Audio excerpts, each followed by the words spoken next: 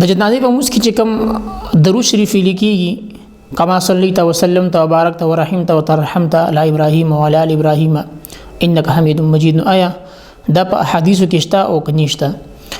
دا خبر یا ساتي چې دک شان درود د په مستند احادیثو کې نشته، چې کوم صحیح احادیث دي پاغه کې 10 قسمه درود شریف نشته چې پاغه کې عمده الفاظ څنګه چې پدې کې دي یا عمده سي درود شریف څنګه چې دا درود شریف مونږ په موږ کې وایو.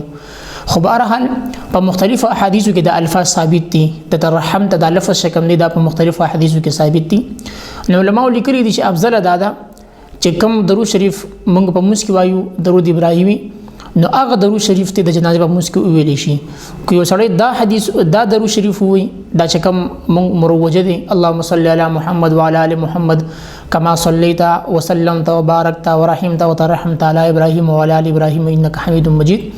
نو که وسړی دا درود شریف وي نو ګناه به نشته، خو بهرحال افضل درود ابراهیمی ویل دي.